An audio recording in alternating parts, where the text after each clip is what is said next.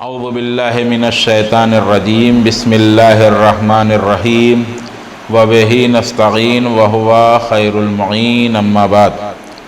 آج ماہ مبارک رمضان کی 28 تاریخ ہے اور آج ہمارا موضوع ہے مسجد کو آباد کرنا۔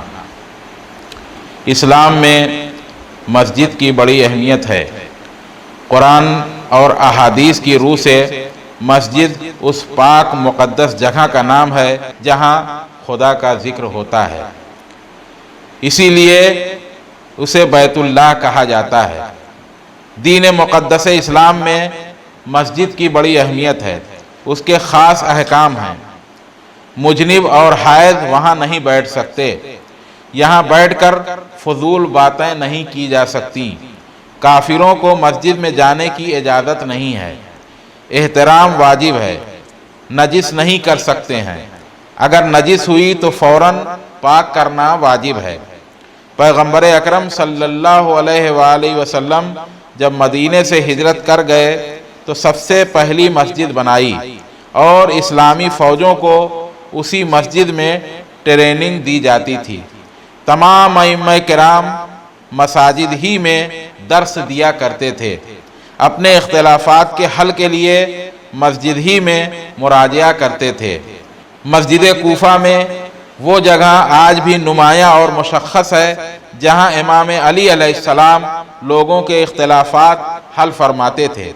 امام خمینی رحمۃ اللہ علیہ جو ایران میں اسلامی انقلاب کے بانی اور لیڈر تھے، انقلاب کو مساجد کی مرہون منت سمجھتے تھے، اسی لیے آپ فرماتے تھے کہ مساجد اسلام کی چھاؤنی ہے، ان کی حفاظت کریں۔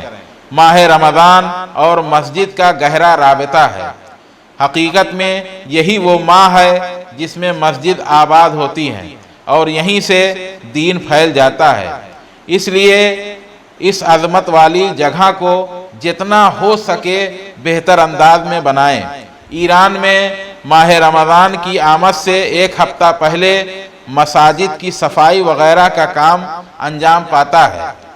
مسجد کی خوبصورتی، انتظامات کا صحیح ہونا، ہمسایوں کا خوش اخلاق ہونا، ہر وقت پابندی سے نماز جماعت قائم ہونا، احکام و معارف کا بیان ہونا وغیرہ جوانوں اور مومنین کو جذب کرنے میں نہایت مؤثر ثابت ہوتا ہے۔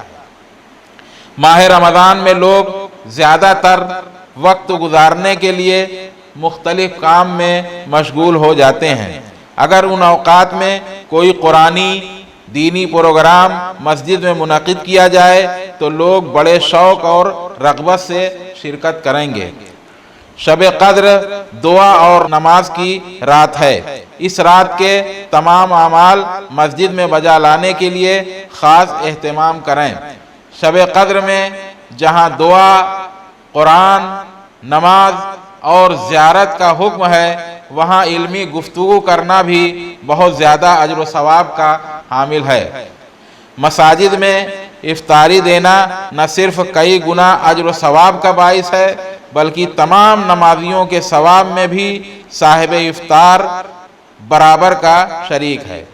یہ ایک مہینہ ایک خاص رنگ و بو کا حامل ہے، جہاں ایک طرف مبلغین جوگ در جوگ مختلف علاقوں کا رخ کرتے ہیں، وہاں ان علاقے کے لوگوں کی رغبت بھی زیادہ ہوتی ہے۔ بس ہر علاقے کے جوان اور باصلاحیت افراد زحمت کر کے مسجدوں کو تیار کریں، قرآنی محفلوں کا اہتمام کریں، اعتقادی و بحث گفتگو کی کلاسیں، سوال و جواب کا سلسلہ، بچوں کی کلاسوں کا اہتمام، پہلی مرتبہ روزہ رکھنے والے لڑکے لڑکیوں کے لیے خصوصی پروگرام کا اہتمام کر کے اس عظیم دینی درسگاہ سے فائدہ اٹھا سکتے ہیں۔ الحمدللہ ہر مساجد میں افطاری کا پروگرام ہوتا ہے، ان میں بچوں کو آنے سے نہ روکیں۔ یہ بچے بھی مجاہد ہیں۔ بچے اگر شور شرابہ کریں تو انہیں نرم لہجے میں سمجھائیں، کبھی بھی انہیں نہ ڈرائیں، ان کا مسجد میں بیٹھنا ہی تربیت ہے۔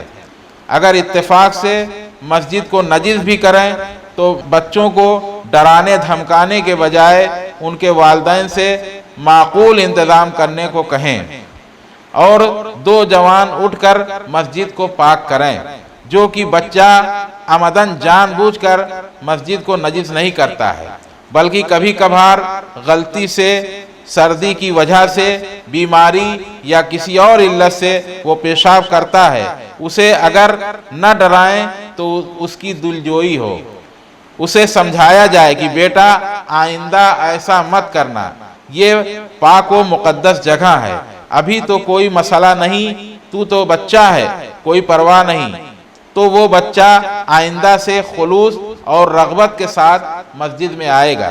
لیکن اگر ڈرائیں تو وہ نہ صرف ڈرانے والے سے بلکہ مسجد سے بھی نفرت کرنے لگے گا، اس لیے کہ بچے بہت حساس ہوتے ہیں، انہیں محبت اور پیار سے نرم کرنا نفرت سے کچلنے سے زیادہ مؤثر ہے۔ ابن عباس سے روایت ہے، ایک گھڑی علم کی طلب و تلاش کرنا پوری رات قیام سے بہتر ہے، اور ایک دن علم کی تلاش و طلب کرنا 3 ماہ کے روزوں سے بہتر ہے۔ روایت میں ہے کہ پیغمبر اکرم صلی اللہ علیہ وآلہ وسلم ایک روز مسجد میں داخل ہوئے اور چاروں طرف ایک نظر دوڑائی تو دیکھا کہ بعض لوگ دعا و عبادت اور ذکر الہی میں مشغول ہیں اور کچھ لوگ تعلیم میں سرگرم ہیں، تو آپ نے فرمایا کِلَا الْمَجْلِسَيْنِ إِلَى خَيْرٍ أَمَّا هَؤُلَاءِ فَيَدْعُونَ اللَّهَ وَأَمَّا هَؤُلَاءِ فَيَتَعَلَّمُونَ وَيَفْقَهُونَ الْجَاهِلَ هَؤُلَاءِ أَفْضَلُ بِالتَّعْلِيمِ أُرْسِلْتُ۔ یہ دونوں ہی لوگ خیر پر ہیں، لیکن جو لوگ عبادت خدا اور راز و نیاز میں مشغول ہیں ان سے وہ لوگ افضل ہیں جو تعلیم حاصل کر رہے ہیں یا جاہلوں کو تعلیم دے رہے ہیں، کیونکہ مجھے تعلیم دینے کے لیے ہی بھیجا گیا ہے۔ پھر پیغمبر اسلام انہی لوگوں کے ساتھ بیٹھ گئے۔ علم کی فضیلت۔ ایک مرتبہ ہارون رشید گھوڑے پر سوار کہیں جا رہا تھا، راستے میں ایک گوشہ نشین عالم آقا ابو الحسن علی بن حمزہ سے ملاقات ہوئی۔ ہارون رشید احتراماً گھوڑے سے نیچے اترا اور مصافحہ کرنے کے بعد ان سے دربار میں نہ آنے کی وجہ دریافت کی، تو انہوں نے جواب دیا کہ میں مطالعے میں اتنا مشغول رہتا ہوں کہ سر اٹھانے کی فرصت نہیں ملتی۔ ہارون رشید نے کہا کہ پھر اتنے علم کا کیا فائدہ ہے؟ آقا ابو الحسن نے جواب دیا کہ 1-2 فائدے ہوں تو گنواؤں، لیکن اس کا یہی فائدہ کیا کم ہے کہ اس کی بدولت ہارون رشید جیسا خلیفہ گھوڑے سے اتر کر باادب مصافحہ کرنے پر مجبور ہو جائے۔ اسلام میں بزرگوں کی نصیحتوں پر عمل کرنے کے لیے بہت زیادہ تاکید کی گئی ہے، کیونکہ ان لوگوں نے اس دنیا کو اچھی طرح دیکھا ہے، اور اگر وہ بزرگ معصوم ہوں تو اس پر لازم کرنا اور ضروری ہے۔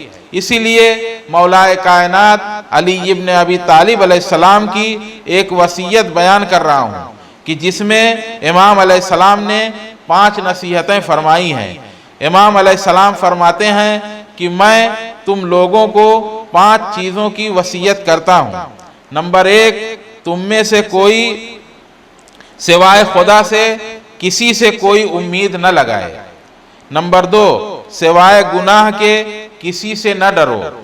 نمبر 3، اگر کسی نے سوال کیا اور تم اس کا جواب نہیں جانتے تو نہ کہنے سے شرم نہ کرو۔ نمبر 4، جو چیز تم نہیں جانتے اس کے جاننے کے لیے شرم نہ کرو۔ نمبر 5، اگر لوگوں کے لیے ضروری ہے کہ صبر کرو، کیونکہ صبر ایمان کے لیے سر کی طرح ہے۔ ایمان بغیر صبر کے اس طرح ہے کہ جس طرح جسم بغیر سر کے، جس کی کوئی قدر و قیمت نہیں ہے۔ نہج البلاغہ میں یہ حدیث حکمتوں میں موجود ہے۔ والسلام علیکم ورحمۃ اللہ وبرکاتہ۔